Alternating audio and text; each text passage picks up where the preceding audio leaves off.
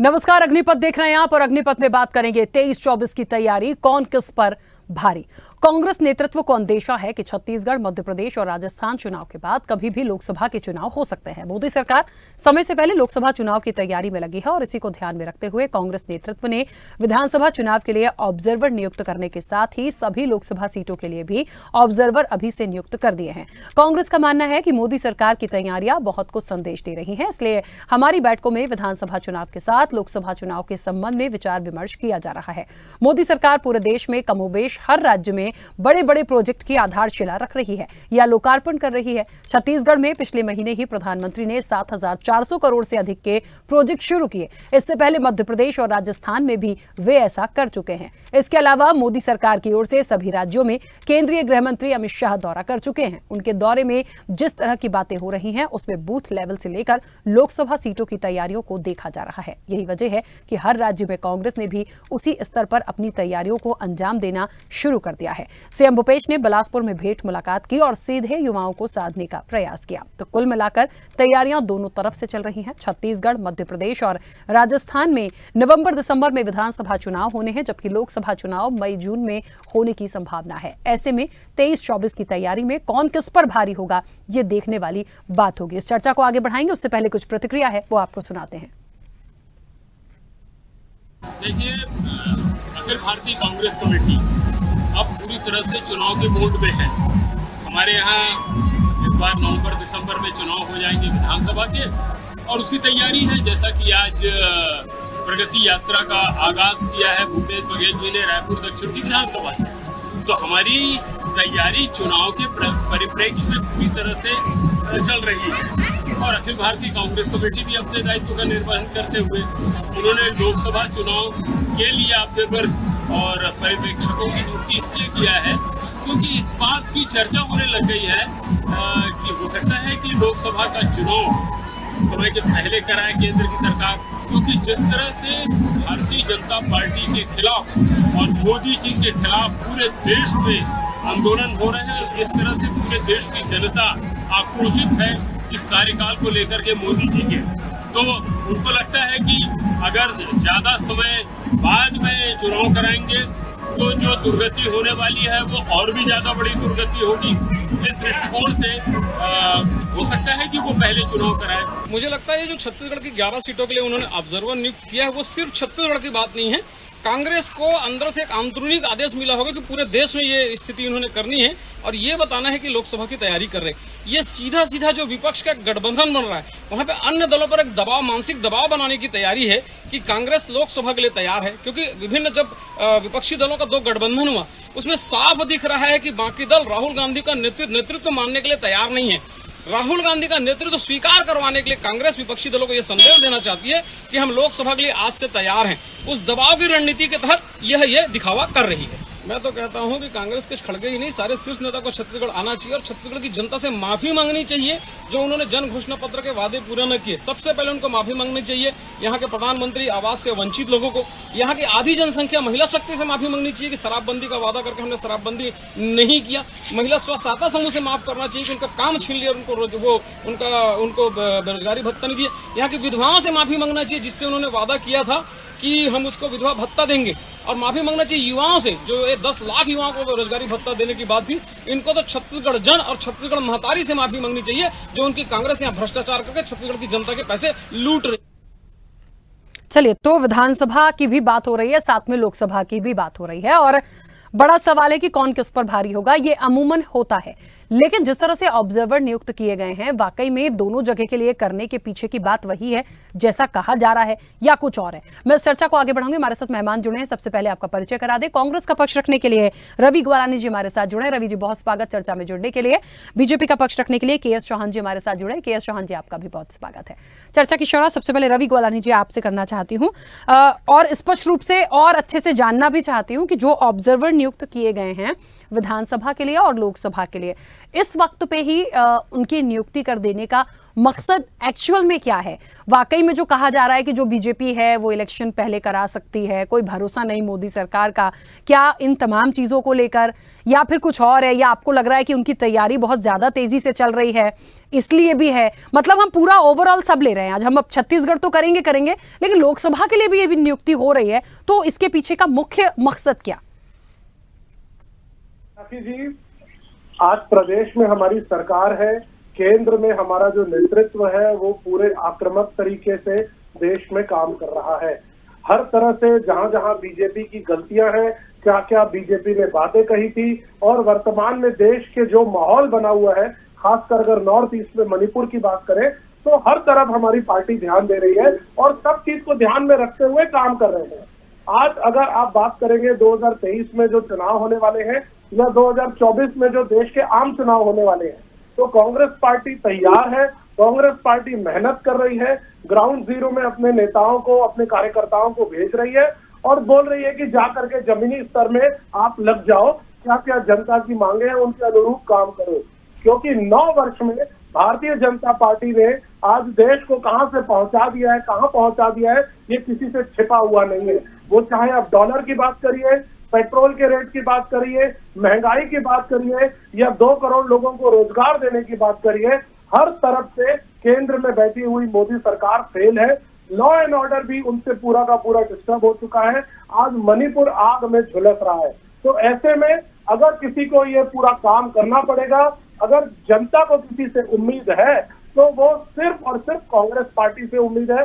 Congress party ground zero में काम कर रही है और हमें पूरा भरोसा है कि 2023 में छत्तीसगढ़ में पुनः हम 3/4 से ज्यादा बहुमत की सरकार बनाएंगे और केंद्र में हम इस बार मोदी सरकार को उखाड़ फेंकने में कामयाब रहेंगे।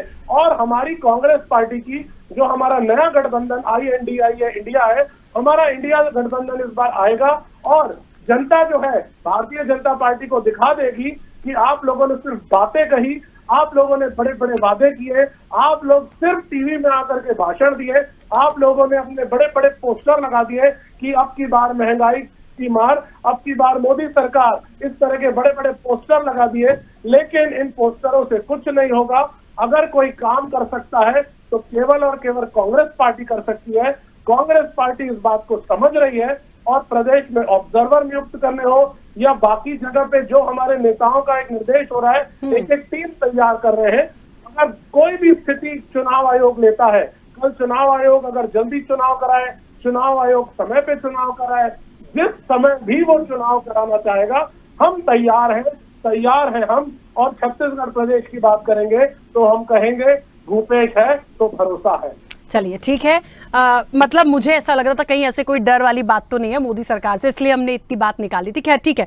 KS चौहान जी, क्या तैयारियां भारतीय जनता पार्टी की, क्या सच में ऐसा कुछ करने वाले हैं आप लोग कि पहले से लोकसभा भी आपका प्लान चल रहा हो? विधानसभा तो ठीक है, टारगेट है ही, लोकसभा भी करा ही लेंगे, मई जून की बात हो रही है, क्या ऐसा कुछ है? जो कुछ भी है, लेकिन ये एक वो कहते हैं ना कि वो खतरे की घंटी जो होती है कि कुछ भी हो सकता है। बहुत सारी चीजें केंद्र सरकार ऐसी कर रही है कि बाद में क्या देती है, हमें तो अधिकार है और विरोध करने का अधिकार किसी को है ही नहीं। तो क्या ये वैसी कुछ चीजें यहाँ भी हो रही है इलेक्शन में?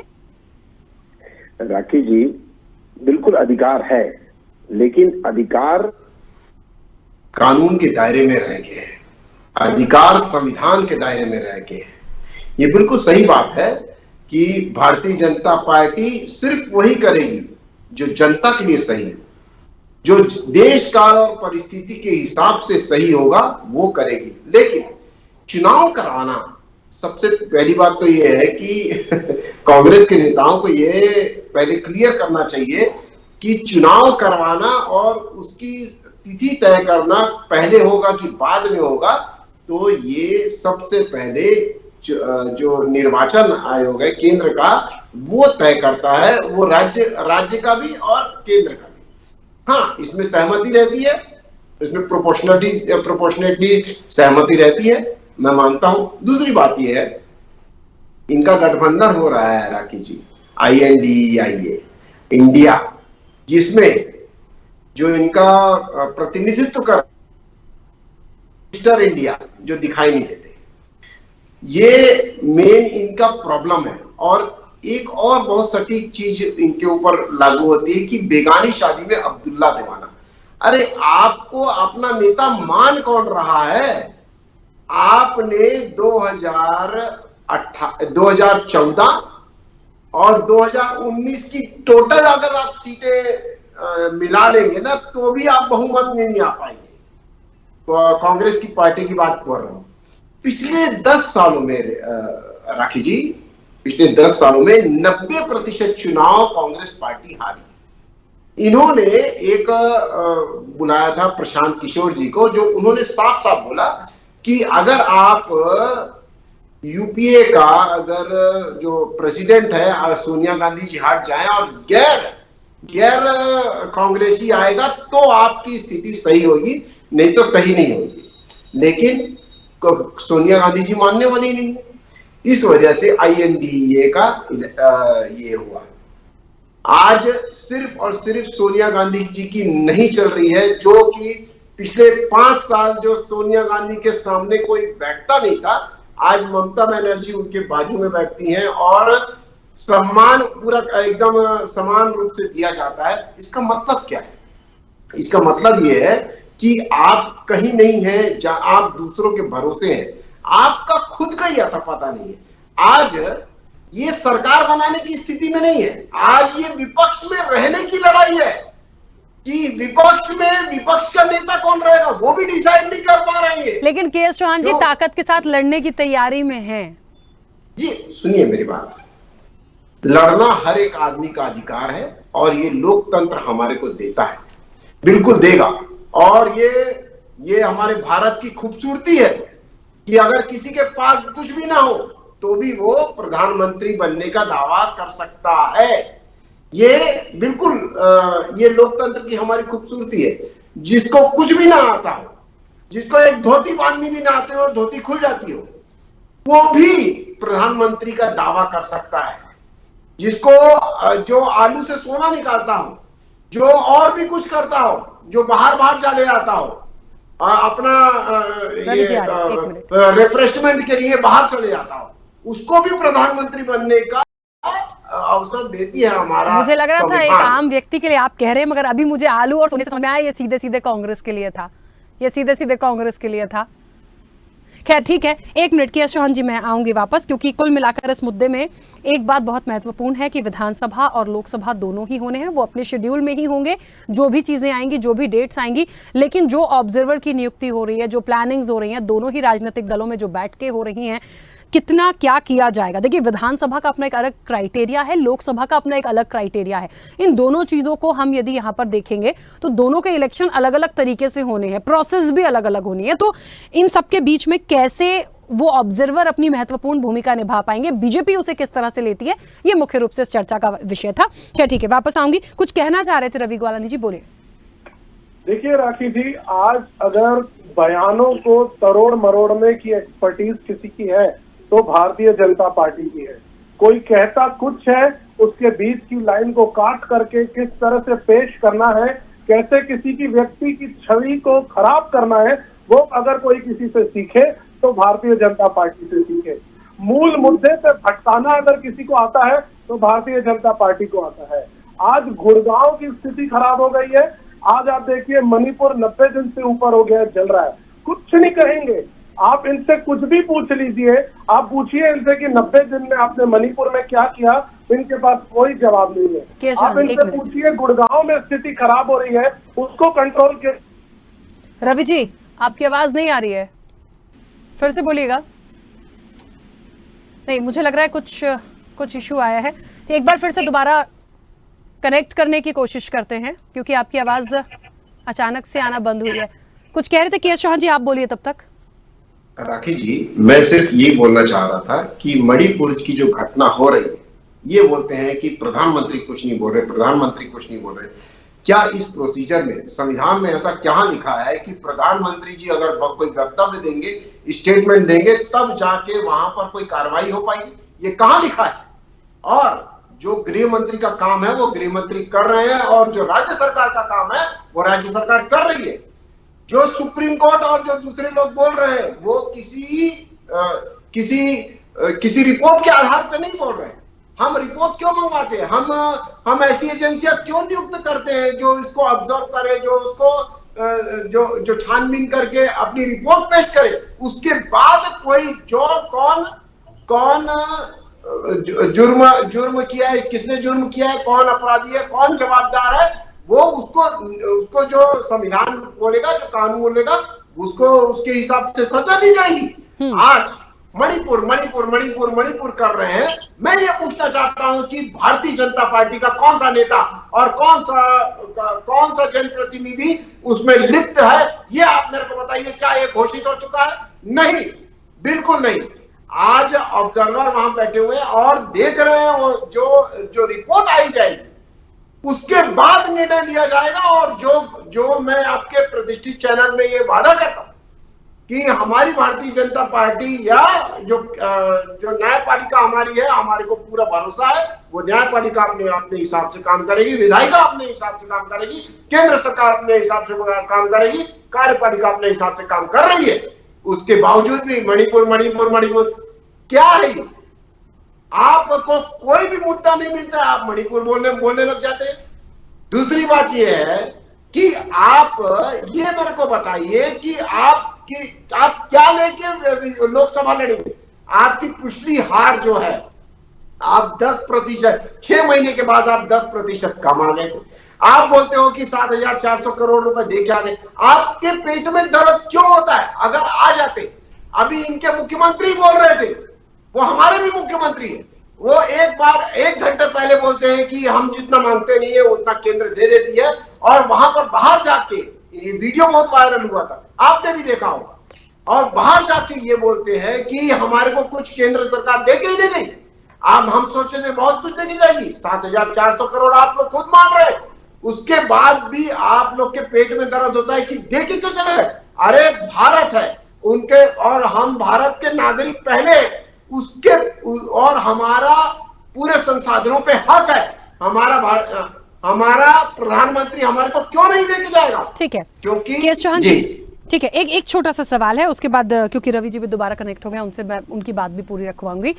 मुझे ये बताइए कि जिन ऑब्जर्वर को लेकर बात हो रही है विधानसभा और लोकसभा के लिए, क्या भारतीय जनता पार्टी भी ऐसा कुछ करने की प्लानिंग में है, या ऐसा कुछ लग रहा है होगी, और क्या ये ऑब्जर्वर ही होंगे जो नैया को पार लगाएंगे? सर्वर सिर्फ ये कहता है कि हम अनुकूल स्थिति में है कि नहीं है, या हमारे को क्या करना चाहिए, या कौन से मुद्दे उठाने चाहिए, या कौन सा हम लोग को घोषणा पत्र में करना चाहिए, हम लोग क्यों जीते, कैसे जीते और कैसे ना जीते, ये सब ऑब्जर्वर का काम रहता है। दूसरी बात यह है कि भारतीय जनता पार्टी काम में विश्वास रखती है।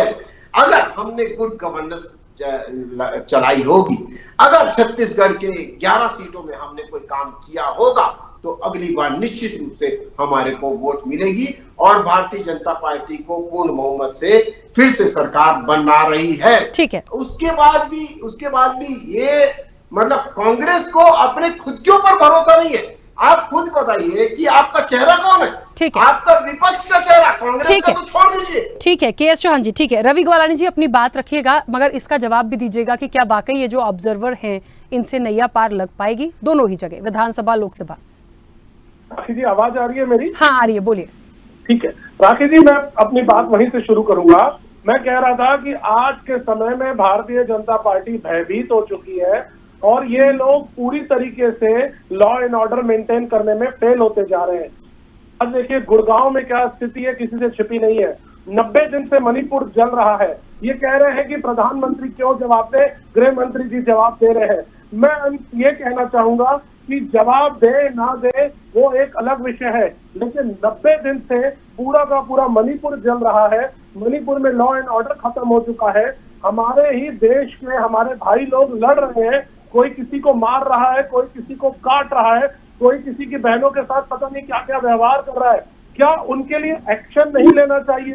क्या हम इंतजार करेंगे 90 दिन का या 76 दिन का, या इस तरह के कोई वीडियो जो आए हैं ऐसे और वीडियो के सामने आने का?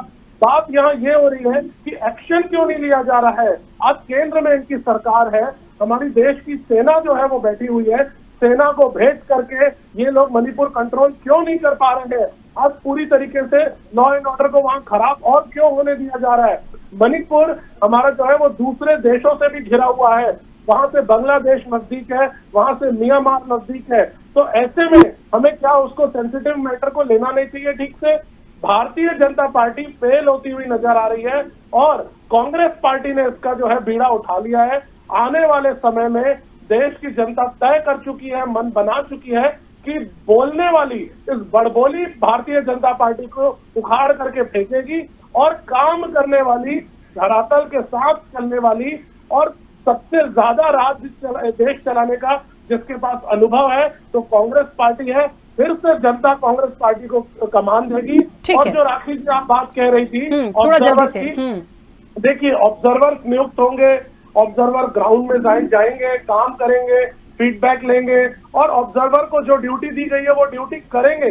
जब तक ऑब्जर्वर आएंगे नहीं तो नीचे की चीजें पहुंचेंगी नहीं। तो ऑब्जर्वर अपना काम करेंगे, उस हिसाब से कैंडिडेट डिक्लेयर होंगे, आगे की पूरी प्रक्रिया चलेगी। तो इन कुल मिला के मैं यही कहना चाहूंगा कि भारतीय जनता पार्टी हर तरफ से फेल है, न प्रदेश चला पा रही है न देश चला पा रही है। उसका बीड़ा अगर किसी ने उठाया है अब तो कांग्रेस पार्टी ने उठाया है। कांग्रेस पार्टी जब भी इलेक्शन डिक्लेयर होगा हम लोग तैयार हैं, फ्रंट फुट में लड़ेंगे और जीत के आएंगे। चलिए अब वो देखते हैं कि आने वाले समय में क्या होगा, क्योंकि इलेक्शन भी होंगे तब भी हम और आप होंगे, नतीजे आएंगे तब भी हम और आप होंगे और फिर हम इन सारे बिंदुओं पर बात करेंगे। समय हो गया है। आप दोनों का बहुत शुक्रिया इस चर्चा में जुड़ने के लिए। और निश्चित तौर पर देखिए 23-24 की तैयारी है, कौन किस पर भारी है ये तो आने वाले समय में पता चलेगा, लेकिन ऑब्जर्वर किस लिए नियुक्त किए जा रहे हैं, क्या चीजें निकलेंगी, क्या प्रोसेस है, इस पर पूरी बात हुई है। अब ये कितना सफल होगा ये आने वाले समय में देखने वाली बात होगी। चर्चा में इतना ही, दीजिए इजाजत, नमस्कार। ऐसे ही वीडियोस के लिए लाइक करें, शेयर करें, फॉलो करें, YouTube पर जाकर सब्सक्राइब कर बेल आइकन दबाना ना भूलें और ताजा अपडेट्स के लिए स्वदेशलाइव.com पर जरूर जाएं।